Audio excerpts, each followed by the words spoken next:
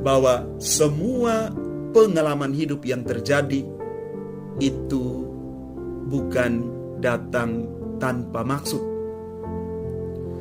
Ada tujuan di balik semua pengalaman hidup yang kita alami.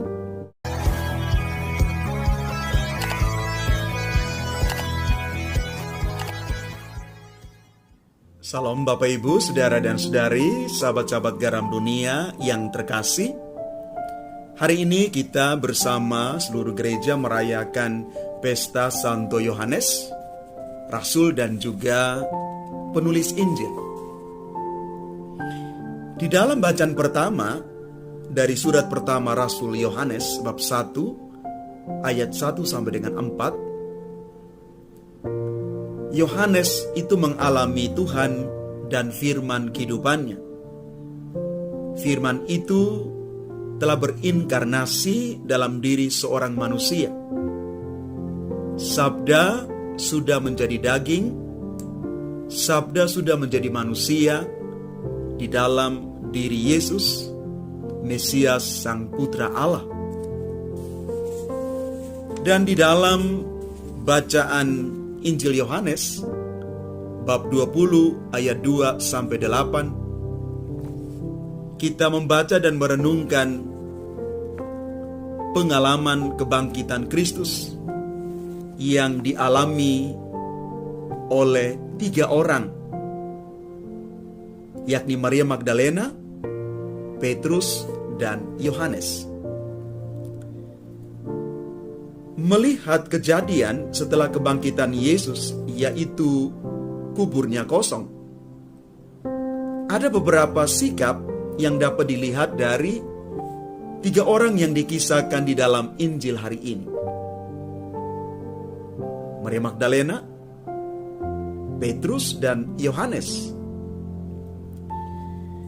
Maria Magdalena setelah melihat kubur kosong, dia berlari-lari dan mendapatkan Petrus dan Yohanes dengan mengatakan, "Tuhan, sudah diambil orang." Petrus melihat kubur itu, melihat kain kafan itu terletak di tanah, dan kain pelu tidak terletak dekat kain kafan, dan kain kafan itu sudah tergulung.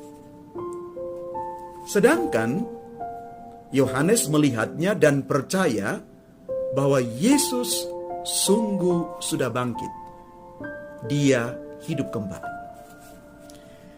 Peristiwa yang dilihat oleh ketiga orang itu sama, tetapi makna dan pemahamannya berbeda. Maria Magdalena mengartikan bahwa tubuh Tuhan sudah diambil orang. Petrus hanya melihat bahwa kain kafan dan juga penutup Yesus sudah tergulung, tetapi tidak menangkap makna yang lebih mendalam dari itu.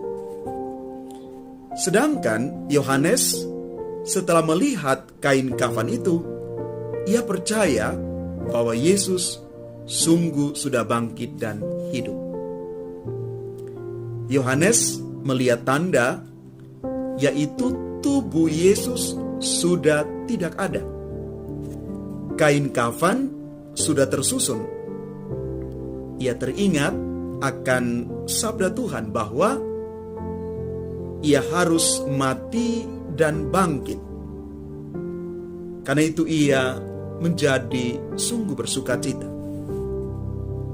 Bapak, Ibu, Saudara dan Saudari yang terkasih, tampaknya kedekatan dan cinta Yohanes sebagai murid yang dikasihi Tuhan menjadikan dia dapat melihat sesuatu yang tidak dilihat oleh mata manusia biasa. Dia dapat menangkap bahwa di balik semua peristiwa itu, Yesus sungguh bangkit dan hidup.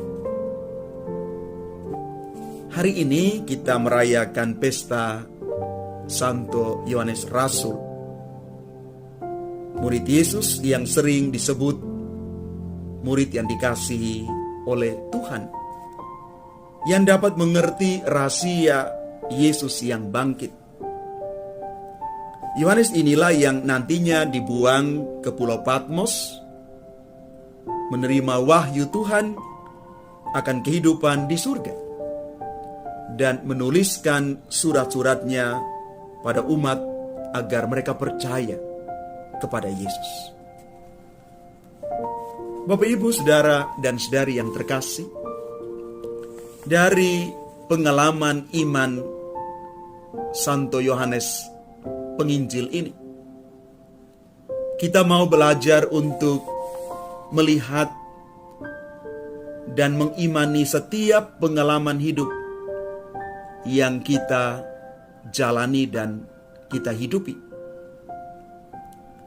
Bahwa kadang-kadang kita melihat dengan kacamata yang berbeda.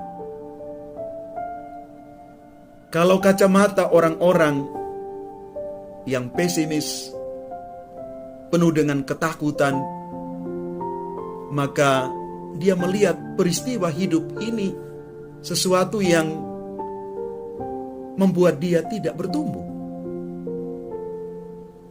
Tetapi kalau setiap peristiwa hidup itu dilihat, direfleksikan dengan kacamata iman yang lebih positif,